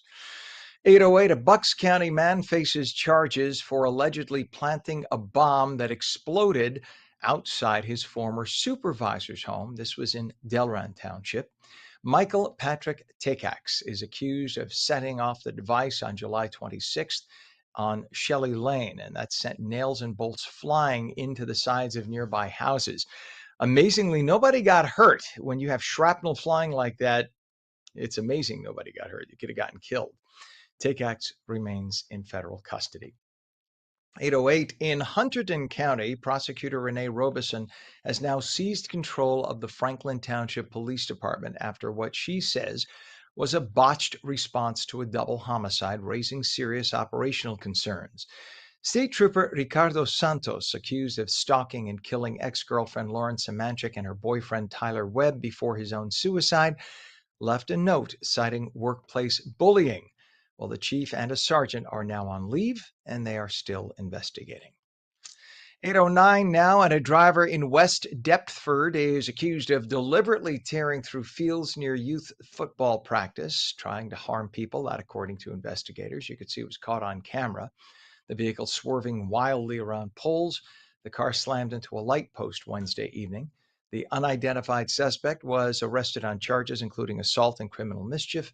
Police say they believe it was intentional, They are boosting patrols while eyeing safety upgrades. You think? Look at that. I mean, from a distance, it looks like, well, yeah, it looks like fun. They're tearing up a field that now has to be repaired. The light post has to be repaired. The people who pay taxes now can't use that. So there's a lot of problems with that. If you think that was fun, not so much. Coming up on 8:10 right now, 67 degrees we're up to on this sunny, beautiful Monday morning. In a bold move to curb youth crime, Gloucester Township has passed a new ordinance holding parents accountable for their kids' bad behavior. The measure, effective after a chaotic teen brawl at last year's Township Day event, could slap guardians with fines of up to $2,000 or 90 days in jail for repeated offenses like loitering or truancy. So if you don't keep an eye on your kid, you don't know where your child is, if they just hang out in a public area late at night doing God knows what, you could get in trouble. Police Chief David Harkins says warnings come first, but if the young'uns don't listen, they will come after you, and it is time to rein in unruly minors. You have been warned. 8:11 now, and during the course of 2 terms of Democrat Governor Phil Murphy, voter registration has surged for New Jersey Republicans. During that time, the Garden State's GOP gained nearly 500,000 registered voters. That's a 35% jump. The numbers did go up for Democrats, but not by nearly as much. Actually, they lost a lot of people. So Democrat numbers continue going down. So it got kind of offset. They gained 427,000, but at the same time, they lost tens of thousands. So it didn't help there. If you look at the overall number of Democrats, the gap between the two parties used to be 1.1 million for Democrats. It's now 865,000. So that's been cut a lot, and that's only been in a couple of years. GOP leaders call it a backlash to policies on affordability and energy, and Democrats, this is just cyclical, nothing to see here, no major GOP wins. Yeah, there are no major GOP wins in the state of New Jersey because the assholes in Trenton, the liberals in Trenton, talk about gerrymandering. I love how the Democrats scream like stuck pigs about Texas gerrymandering. The good friends on the left in Trenton have literally created wiggles and squiggles and whatnot in the state so that they ensure that 90%, 80 to 90% of the congressional seats would go to Democrats from here on in. That's what they've done. So, they say, there have been no major Republican wins. Yeah, because you've made it impossible for there to be any Republican wins since you control both houses and the governorship in Trenton. What it's going to take is a strong governor who is on the right.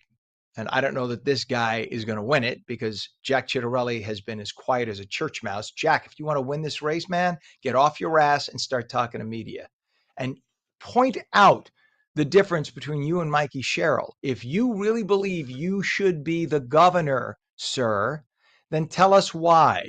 Otherwise, this is going to be Mikey Sherrill's to walk away with. So it's up to you.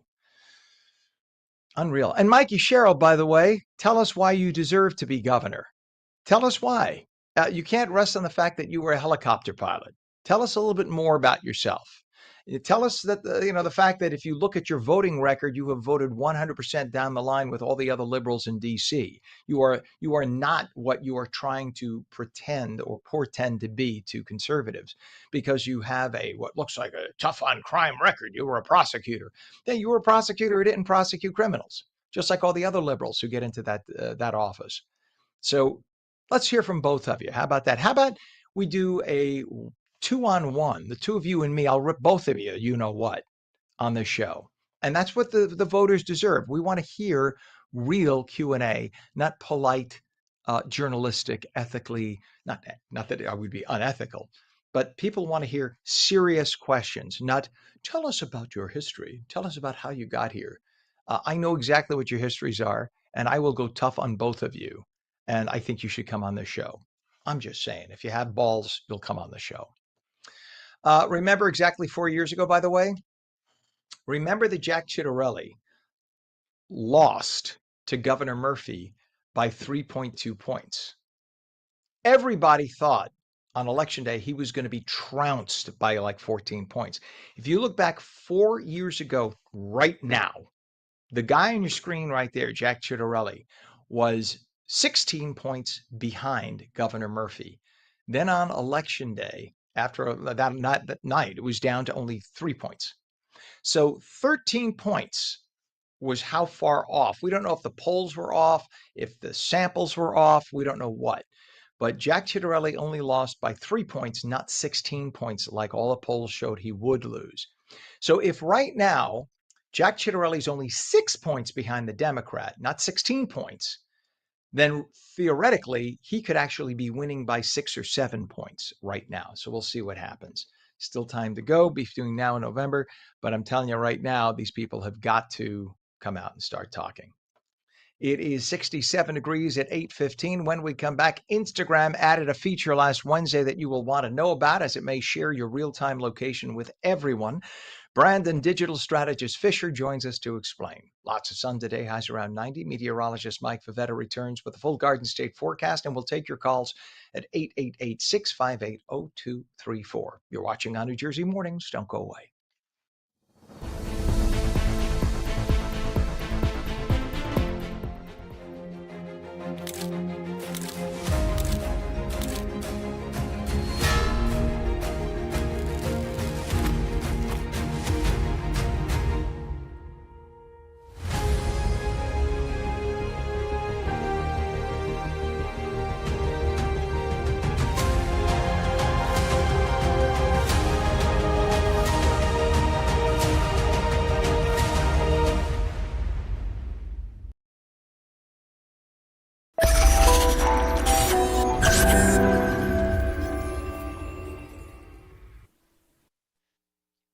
Welcome back to ONNJ Jersey Mornings. I'm Ken Rosato, 816, taking calls at 888-658-0234. Sun today, highs about 90. Meteorologist Mike Favetta has the details with the Garden State forecast. Good morning, Mike. Hey, Ken. Yeah, it's going to feel warm this afternoon, but cooler at the beaches. Like the ideal beach day, not terribly humid, a nice breeze off of the water developing, and with those highs climbing into the low 80s from Long Branch and Point Pleasant, looks great. Even west of the Parkway, Matawan getting to 90 and 90 up in New Brunswick. So with the clear sky this afternoon, we're nice and sunny. We stayed dry. It's looking great. There is still some residual wildfire smoke, and most of that has moved now to the north and east. Likely more comes in by the end of this weekend, but again, the smoke forecast only accurately goes out about 2 days. So at least for the time being, we get all that clear sky in here and enjoy the dry weather as that takes over. Sunshine is around today. UV index back up at a 6, which is high, and with all of the clear sky throughout this afternoon, staying dry. Notice all these numbers, the dew points, climb a little bit higher into the upper 60s and even low 70s by Wednesday. That is as the moisture rises, the humidity increases, and that rain chance goes up as well into Wednesday. So most of the state, very swampy and soupy by Wednesday afternoon as that rain comes in. Gives us some drier weather when the front passes for Thursday, and then we drought in time for the weekend. So there is a little bump in humidity lasting about a day where it's uncomfortable before the clear sky returns. Look how beautiful it'll feel this weekend, Friday, Saturday, Sunday, lots of clear sky, sunshine all around, just like we had this last weekend. Another round of beautiful weather with almost a cool evening. It kind of felt like the end of summer once that sun set later on this evening, and that'll be the case again throughout the next weekend. As far as next week is concerned, we look okay, but then you see this big swath, and well, you can pretty clearly see it there. That could be our next tropical system, which currently it is sitting off the coast of Africa. You see, that is 10 days from now. So there's a lot that could change as to its track, its intensity, where it goes. It's just something to watch in the meantime. And we'll give you that update coming up as it may be named Erin by the end of the day, the E storm. Our forecast for this weekend, warm on Saturday, hotter by Sunday, 93 degrees, but still less humid and feeling great. We've got more details coming up on what to expect, Ken, with the 7-day forecast that's coming up in a few minutes.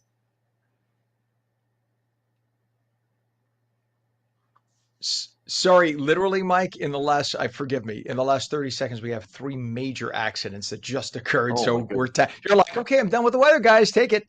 Thank you It's okay. very It's a much, Monday. Mike. Just so the people know, we're like wearing 3 hats here, but much appreciated, sir. Sunshine today and hot, but still comfy right now at 67. We'll check back with you, sir.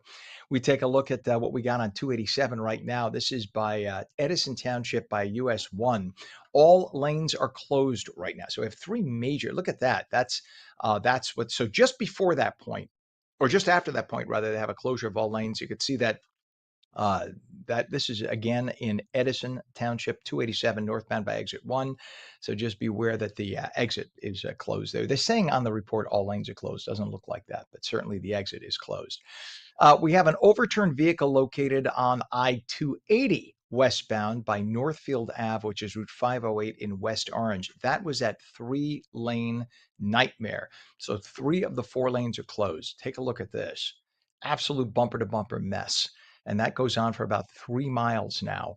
And that, again, is in West Orange Township, I-280 westbound by exit 10. We head over to Rockaway. And by I-80, we have a problem by exit 34, Route 15, which is where that sinkhole was for so long. So we have a problem in Rockaway right now. In fact, let's see where we have. That was an overturned vehicle we had reported earlier. If we could bring that up. Do we still have that, Pam? There we go. So that's not bad. No, this is at Fox Hill. Okay, so that's it is moving but heavy, and that's because of it's a disabled vehicle to report there. We also have a crash on Route 22, by the way, Bonnie Run Road in by Park Avenue, Scotch Plains. 2 of the 3 lanes are closed. And then we have a down pole on Route 18 southbound north of West Ferris Street, East Brunswick. All lanes closed there. Holland and Lincoln Tunnels just 10 minutes in. GWB upper and lower levels, 80-95 approaches, both running very lightly. That upper level on the right, bumper to bumper half an hour ago, now wide open. 8:21 is our time. Instagram introduced a new map feature. If you haven't checked, this just happened last Wednesday. It allows users to share their real-time location with selected friends like they do on Snapchat. But it also raises privacy concerns. And Apple is also upping the ante, investing an additional $100 billion, expanding its business in the United States. To weigh in on these and other topics this morning is brand and digital strategist Fisher, who could be found on X, Threads, and Instagram with username @Fisher and through his website, fisher.media. Good morning, Fisher. Good morning, Ken. So Instagram's new Maps feature, the good, the bad, the privacy concerns, what's that about? Yeah, so again, like you said, last week they rolled it out. It's just a new feature, and we'll tell you how to get to it. But yes, it is causing some questions, especially around child safety. Again, the map feature allows users to share their precise location publicly, whether with everybody, just select friends, or just your friend group, right? But it does raise concerns about privacy and safety. The map feature enables users to tag specific locations in posts, which could be viewed by anyone if the account is public, increasing vulnerability. Senators Marsha Blackburn of Tennessee and Richard Blumenthal of Connecticut have urged Instagram to disable this new feature due to potential risks to children's safety. Senators argue that the feature could expose minors to predators by revealing their exact whereabouts, posing significant safety threats.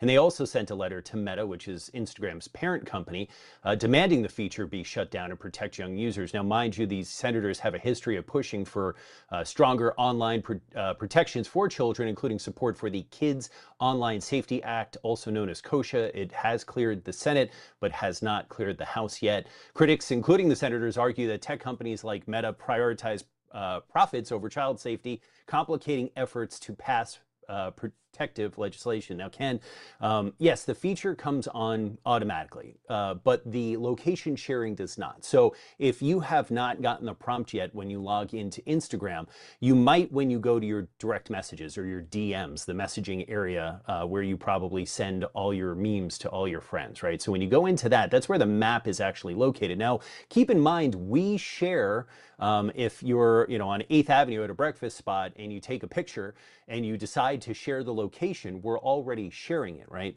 So all this allows is to see it on a map. Now, there are different levels of privacy that we can turn on and turn off. Like I said, you can share it to everybody, your location. You can share it to your just people that you follow on Instagram, your close friends, which is another group, or specific people. Now, the real-time sharing is as I said to you in text, it's a fine line. Unlike Snapchat, the location is not always being shared all the time. You can choose to share when the app is open, your location, but it is not a tracking in the sense of the way 360 works for parents and kids, or Share My Location with iPhones and Apple devices, where you could see a person moving in an app. It'll show a location. But you can shut this off, and there are two ways to do it. So one way is in the app, again, going to Instagram and going to your direct messages, you will see a little icon of a world, and it'll say map under it. You tap that, and then that's the program, right? So you'll see influencers, you'll see your friends. There's a little sprocket commonly associated with settings. If you click that, that's where you can set the location and decide who or what you share with whom. Right? You could also just go to your settings on your phone and turn off location altogether. So on iPhone, it's privacy and security, and then you go to location settings. It's location settings in Android, but just look for location settings. You go down to the app, and then you just turn off sharing location, period, and put it to no one. Now, that does have a consequence, though, is if you try to tag your pictures because you're at some place that you want to show off, you would have to go back into your settings and turn it all on. The mapping settings regarding location is specific to the map. It won't affect the rest of the app. So you could turn off the sharing of location in the map and still have the ability of sharing your location, your posts, and your stories on Instagram. So hope that clears it up a little bit. But for children, 100% absolutely, the parent should be able to control who sees their child and where, not being able to just allow their kid to share their location, which obviously the security concerns around that is just tremendous. Absolutely. Yeah. I just like the idea that they change. It's in essence, it feels like let's change default. Let's and it But just, it's not, you but know, I mind heard you, about. they didn't turn it on. So the map was enabled in terms of the feature, but the first time you go to it, that's where the location sharing is off automatically, and you determine how you want to proceed with it. You could leave it off or you can turn it on, but it is default By the way, off, is says this Meta. would you say that's a direct result of like, I mean, Snapchat has been offering that forever, Yeah. you know, so that Yep. you could, so it's the Same same way thing. that when They're all TikTok the was same. big during the pandemic, that Instagram came out with the Instagram Shorts, and you can do the smaller and then have more video editing capabilities in Instagram. I mean, all of these social media properties, entities are just trying to, they see what's working in one, and they're like, oh, we'll add it over here, and hopefully the younger kids will come over here and use ours more than Snapchat in this case. There you go. And with about 2 minutes left here, we want to talk about Apple. Quick. Apple's agreed to spend $500 billion expanding its footprint back in the United States. This is an additional $100 billion now 600 they want billion. to spend. So yeah, it's a total of six. But they had Yeah. previously said Yes. 500, and now last week President Trump, let's just say, persuaded them a little bit Yeah. and said, "Hey, throw in another $100 billion." Like that's nothing. I mean, 600 billion.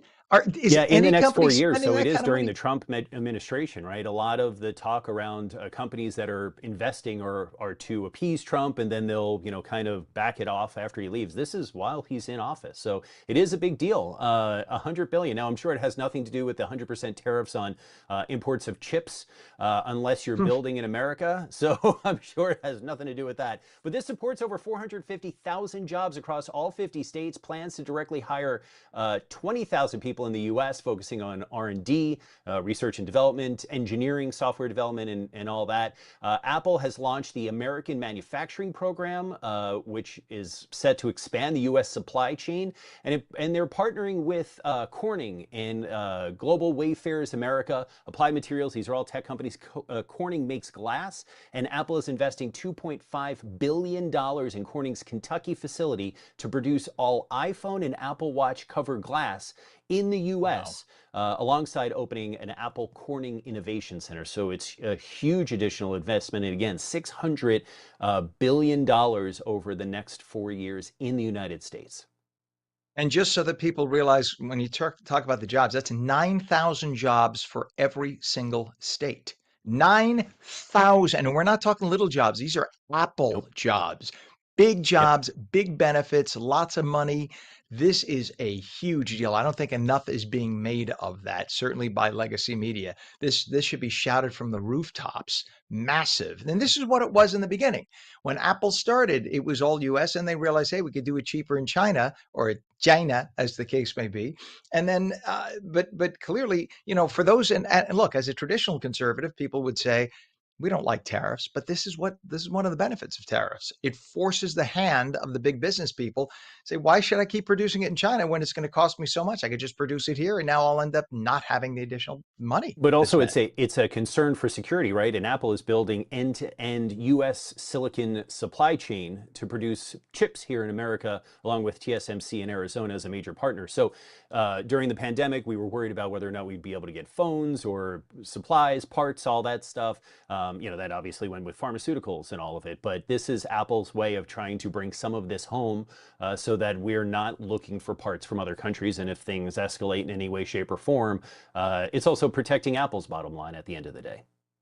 Brandon digital strategist Fisher, found on X, Threads, and Instagram with username @Fisher, and through his website, fisher.media. Great stuff this morning. Thanks for coming on, as always.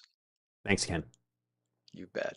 8:30. When we come back, it's a food fest like none other. And it's coming to Woodland Park in less than 2 weeks. We'll have the 411 on the Kazis and Kazis Food Fest. The phone lines, I'm salivating because I checked. You got to check this guy out online. We will take your calls, by the way, with the phone lines open at 888-658-0234. Meteorologist Mike Favetta says sunshine today, highs about 90. The full Garden State forecast in a moment. You're watching ONNJ Mornings, seen daily at ONNJ.com, Roku, Fire TV, News On, Samsung TV Plus, Apple TV, YouTube, Facebook, X. We're on Substack, Twitch, and Rumble. Basically, if you have any kind of device, you can get us. We're coming right back.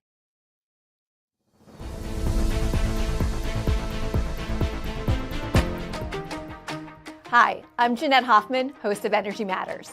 Join me every night at 6 p.m. where we're discussing energy affordability, challenges, and solutions with stakeholders and elected officials. Join me weekdays at 6 p.m. on Energy Matters on ONNJ.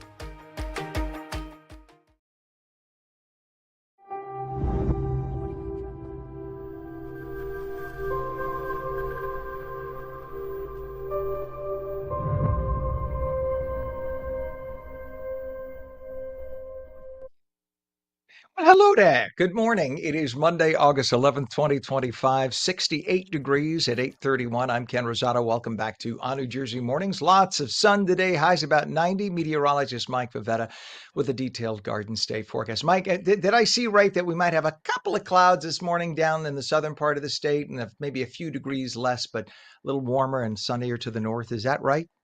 It really is a beautiful day. Yeah, just a few passing clouds, but overall, mostly sunny statewide. Very pleasant to head out toward the beaches today, especially if you find yourself on LBI, south of Atlantic City, down toward Avalon and Cape May. Look at that, 80 degrees as your high. That'll feel lovely even west of the Parkway, a little further inland, closing in on the upper 80s. Now, throughout the afternoon, the air quality will be lesser poorer, I should say, over there toward the northeastern corner of the state. That's just due to the residual wildfire smoke, but the sun set at 8 p.m., meaning those daylight hours quickly getting shorter as we head toward the end of summer.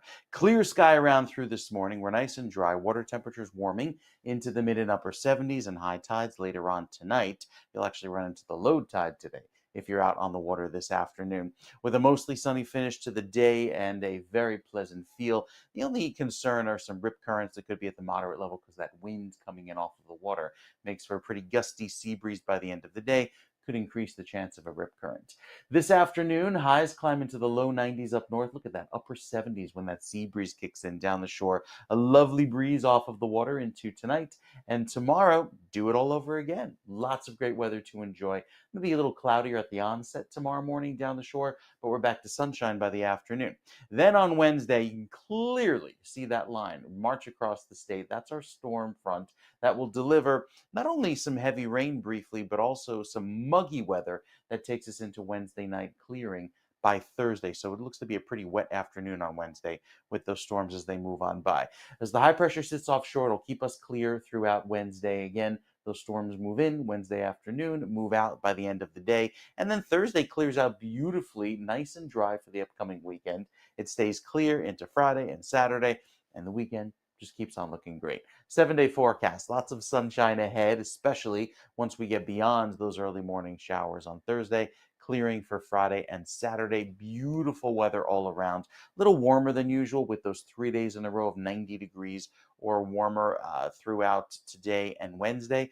But even the shore points a little bit cooler heading down the shore Saturday and Sunday, cooling off beautifully into the mid 80s, right where we should be on average, Ken, going into this weekend. So lots of great weather to enjoy.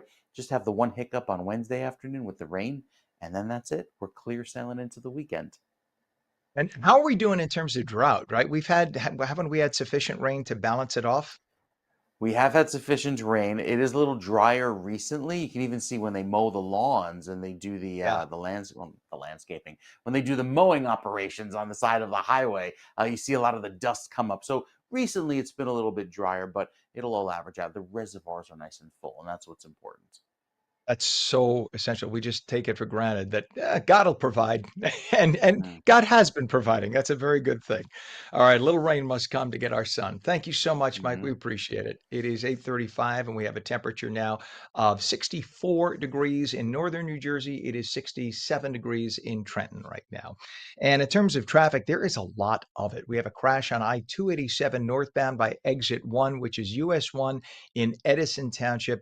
So just before this. You can see there's a car stopped there by the exit. So that is what they're working on right now. So you can't get off by US 1 in Edison Township. That's a problem there. Also on 28, let's see here, 287, we have, I know that's what we just reported. I'm sorry. They're just switching on me as we're live on the air here. 280 westbound by exit 10, Northfield Ave, Route 508 in West Orange. Three of the four lanes are closed. So this is by Day Street, Pam? Okay. So this is right near there. This goes into that. So there is an overturned vehicle just ahead there on the right as you come around right, and that's causing the mess that you see, and that's been the case for about 45 minutes now. We also have a down pole on Route 18, southbound just north of West Ferris Street in East Brunswick with all lanes closed. And we have a disabled vehicle. Let's go to Wharton area, Rockaway Township, actually. This is by I-80 exit. So this is moving okay. Well, this right before? Okay, there we go. Thank you, Pam. So Pam tells me it's just before this shot, Parsippany Troy Hills.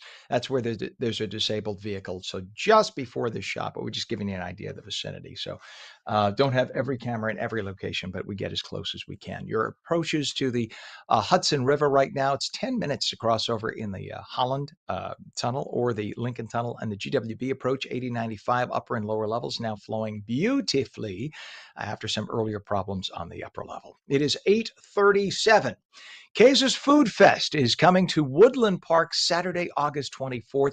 It is celebrating the wonderful vibrant food scene that we have throughout the area. And we have a guy from North Jersey, Kevin Kazis Montolio, founder of Kazis and Kazis Food Fest. He rose through the restaurant world from dishwasher to entrepreneur. And the festival features over 20 top vendors, live DJs, wing battles, games, and more. If you have not checked out this man on YouTube, do so, because when I watch, by the way, Kazis, let me just start and say, welcome. Good to have you on. Thank you so much for having me. It's truly a blessing. Thank you. I'm a foodie, and I can't get enough of your videos are awesome. And Kazis goes, Kevin goes. Do you prefer to be called Kazis or Kevin, by the way? Jesus is fine. It's better. Thank you. Right. So Kazis goes all over the place, and he does what a foodie like me, who used to be 400 pounds, by the way, I fantasize Oh about doing what you my. do. You go to the burger joint and you gavone the burgers. You do what every great foodie wants to do. You don't take little dainty bites. You take a taste. And I like live vicariously through you. It's so cool. You do such a great job, and your editing and your videos look phenomenal. So it's Thank you just so great to much. have you on. Well, no, Thank you so you're much. awesome. So tell me, what inspired you to create Keizu's Food Fest, and how does it reflect your journey in the food industry? Definitely. Really appreciate it, by the way, for having me. It's truly a blessing. So I've been reviewing food for, I mean, truly my whole life, but I've never really publicized it. but I've always truly appreciated the hustle and the hustle and bustle, as people would say, and the grind in the incredible food industry. So, I thought, why not highlight and truly celebrate, the entrepreneurs, the restaurateurs who have been truly supporting our community. So that's truly what I wanted to do, truly bring these flavors together for one place, one time, and especially right from where I'm from, because I'm local to the area. So I wanted to highlight not only the community around me, but also North Jersey in general. I love that. And you highlight North Jersey and the tri-state. I see you go around the tri-state, but you also, I mean, you have stuff from California, et cetera. So what is it? If you just happen to be out there on vacation or something, you just say, Yeah, I'm going to do is that what I sort of got to figure? I'm honestly, going to do a thing on this. as a true foodie, I love exploring different things. Honestly, that's just a true fun part. So many different cultures, so many different backgrounds. You can never get the same food. So literally anywhere I go, I feel like I have to try it because I'm not only trying the flavors, but I feel like I'm trying their experience. Where they're from, where they grew up. I feel like that is the true flavors of food. I love it. And the other thing too is, I mean, you're really by highlighting those businesses, you're giving an audience outside of that community the opportunity to come in and try something really unique to that area that they might not have even thought about. I mean, I sort of felt like I was getting tired of burgers until I watched, was it 36 Burgers? Is that the name of the place that you had gone to? It was That place looked 30 burgers. unreal. 30 burger. I'm adding six to maybe they'll find six more. I mean, that with the egg on top and everything else, right? So I watched it. I'm Oh not man. kidding. Um, the way you took a bite and then you talked about it and then you took another bite. Like I know that when you're taking another bite and another bite, you really like it. You're not It's just doing good. it for us. Yes, I love it. Look, I'm looking on the screen right now. I just love watching you do this. You just are phenomenal. You have a passion I about really it. You're appreciate so that. good at it. Well, it is Thank so you so true. much. Um, yeah, no, I love it. We have got to someday. Please have me as a guest. You and I will go Oh, out together and it rip would up be the an town. honor. We'd have a great time. We have some really good, unique spots here. As New Jersey is a true gem for food culture. And that's truly what This I is wanted to true. highlight. So many different experiences, so many different touches of salt, flavor, and truly, love and passion. Right. And that's what these food and restaurateurs are selling. They're not just selling a food on the plate. They're selling their experience and their love. 100%. By the way, why was Woodland Park chosen as the location for this event? So I'm originally from Paterson, New Jersey, and believe it, I actually grew up, running in Woodland Park, running in Garrett Mountain, So it's crazy. It's a full circle moment for me, Honestly, I grew up going to barbecues in this area with my family. I used to be about 400 pounds, so I used to run in that park, So it's a full circle moment to even put on an event like this, where I grew up. So it's still unbelievable, and honestly, every day I feel like I'm living in a dream as I get closer and closer to the day. See, we have something else in common. I weighed 360. That was my peak. I'm now 180. And Woo! it's hard. Yes, yeah. It's literally half my former self, like you. And I applaud you back, right back. Thank you. So you just feel like a totally different person. But up here, it's still the same, right? So you just have to say no more often. But up here, when I go to a restaurant, I still order like I'm Ooh. 300 pounds, right? That's It's a definitely tough. challenge. It's definitely tough because I get hungry. As you know, we get hungry, and if the food is good, sometimes we want to go for another bite. I'm here. Listen, I was just down in Florida last week. There's this awesome Greek restaurant that opened up less than a year ago. Two people from Northern Jersey who moved down to Fort Lauderdale, husband and wife. By the way, they look like a glam couple. They walk in, they're only in their late 30s, and like everybody looks at them. But they hired a chef from Greece, from some little island in Greece, and he brings us like real chow down. It's not just like gyros. We're talking serious stuff you'd find on Ooh. the islands that you can't pronounce. And the place, in a matter of 4 or 5 months since they're open, you can't get in the door. It's packed. So instead of going and ordering an entree, I order like 9 appetizers. And this That's way the you get way. to That's the way to taste go. everything. I was thinking That's the way to about you go. when I was That's the way there. to I go. was absolutely thinking about I you. really appreciate that because I never just order one thing. I mean, I feel, it's like that's truly why I don't go to like smaller spots. If I do, I want the spread. Like I want to try every little thing. Especially if I'm with a group of friends with that is my true social experiment. Providing people experiences through food. I it. love Yep. just bringing people together through food. I mean, growing up, just with my family, we always came together at the dinner table through food. So, I mean, that is truly the best way to bring people together. That's from my experience. 100%. There used to be a guy on PBS years ago called The Frugal Gourmet. I don't know if you're familiar with him. His name was Jeff Smith. Um, so he had this show, The Frugal Gourmet. He wrote like Mm-hmm. 10 cookbooks. He was a Presbyterian minister of all things. And he used to talk about the fact that if everybody from every culture that was warring just sat Mm-hmm. down and shared each other's food, and you locked the door for 3 hours while you ate, there would be no more war. There would be I no believe more it. war because you taste the other's like you learn, as you said, you learn so much about the culture of the other people by tasting what they're eating, the local products that they're making. It's like you're getting an insight into the other person's culture that is almost very Exactly. personal. It's a very intimate, personal taste of the life of the other person. So it was Exactly. brilliant. He's dead now, poor man, many years. But this is when I was Oh, younger. I used to R.I.P. watch him. He got me into the whole foodie thing, and he called himself a foodie. He might have been one of the first people ever to use the term. I By the believe way, it. just to get back, because I'm all over the place. Tell us more about the unique competitions. You have the wing battles and all the other activities at your food fest. Oh wow, that is it's so crazy how it happened.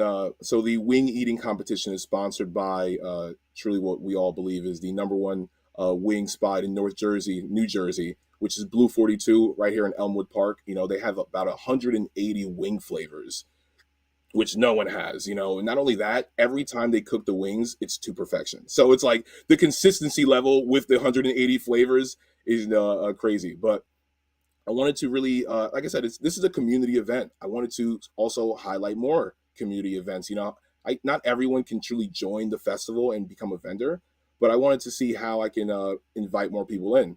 So when I spoke to the owner of Blue 42, I stated to him, I was like, let's have a wing eating competition. Like, let's do something fun, something different. That's all about me. I love different things, because if I've never done it before, I want to do it. I hear you. So I hear you.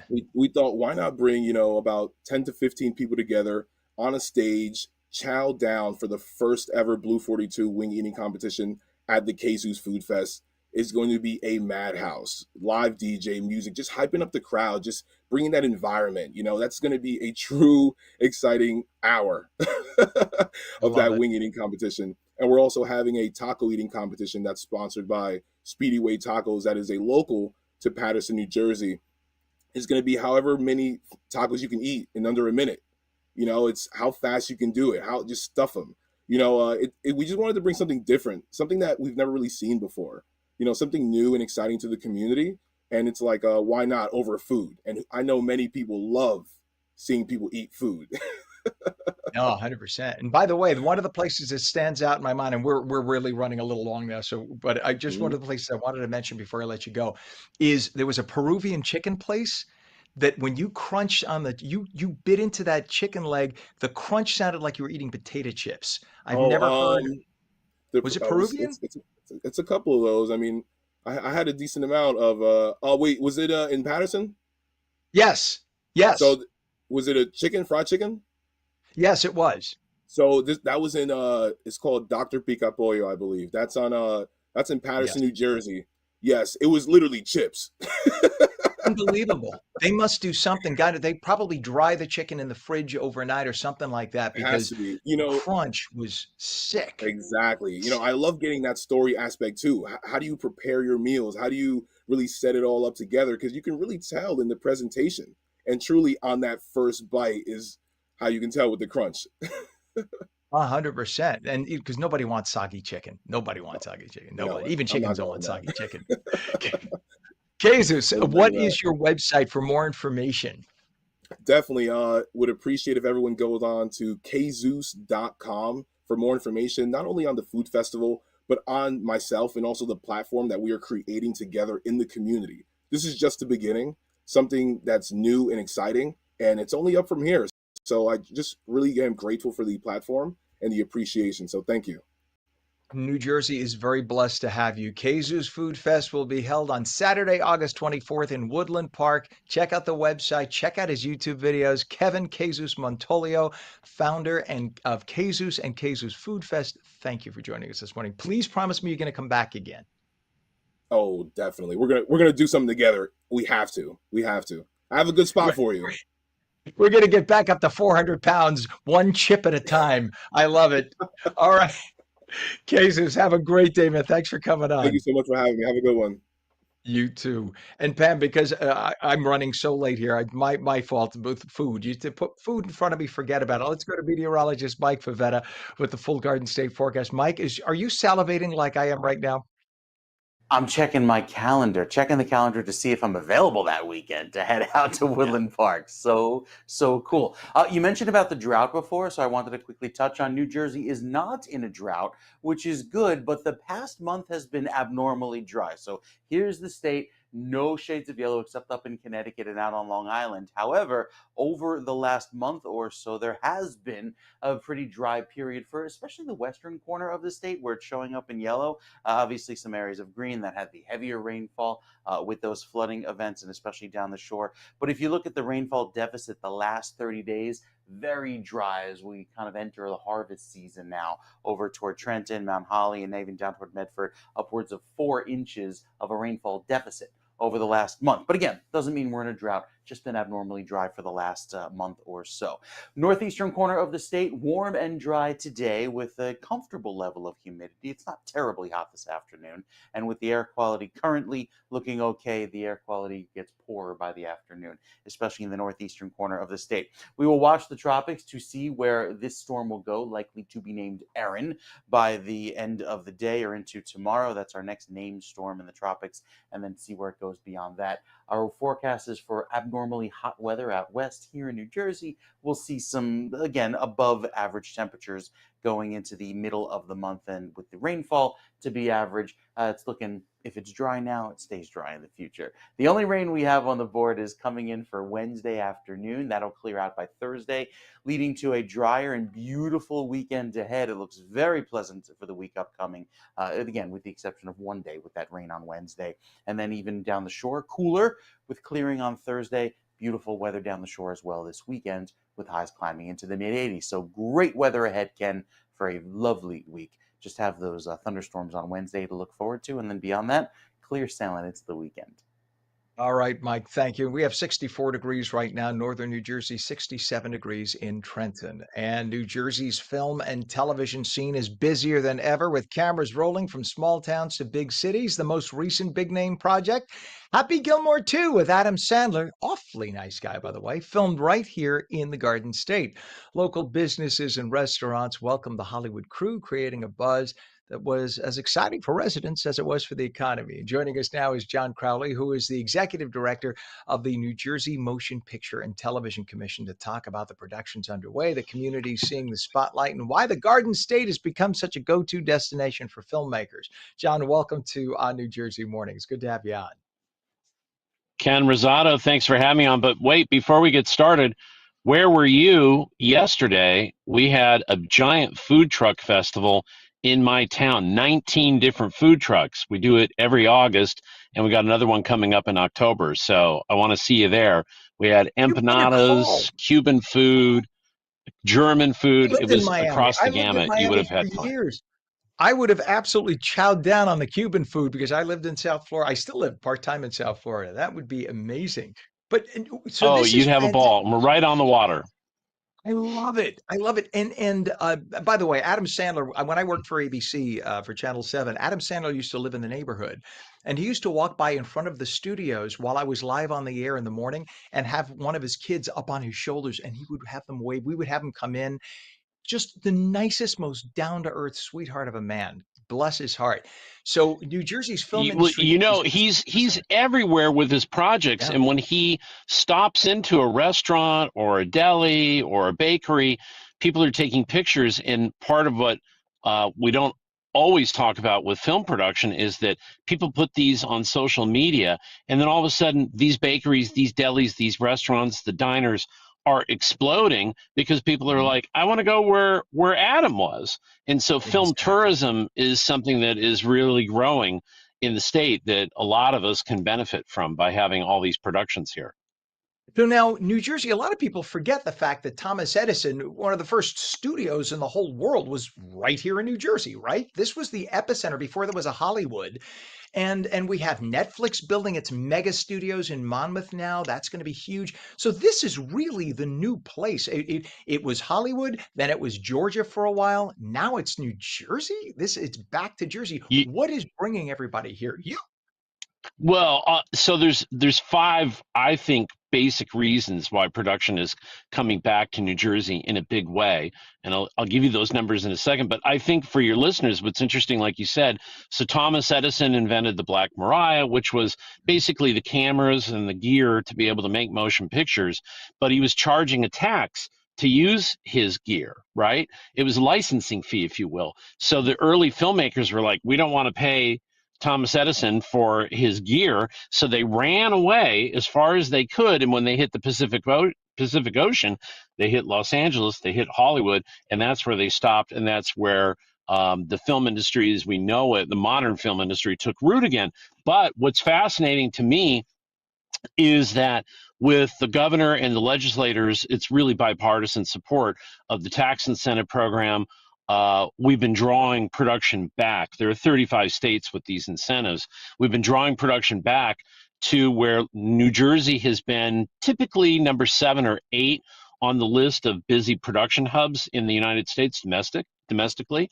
And this last year, we're on our way, Ken, to taking over the number 3 spot. It'll be Los Angeles, New York, and then us. Right now, we've been battling back and forth with Georgia. But to finish the thought, is that the tax incentives have been bringing them back. So it's a real circle of life sort of moment where taxes drove them away and tax incentives are bringing them back. So it's good to see. And like I said, big bipartisan support to the point where in 2023, Ken, here's some, I think, good numbers. 2023, $592 million in qualified spend throughout the state. What does that mean? That means that when a production comes here, they don't bring groceries, they don't have rental trucks, they don't have, they need hotel rooms, they need hardware like paint and brushes to build their sets and things like that. So they're spending that money right here in New Jersey.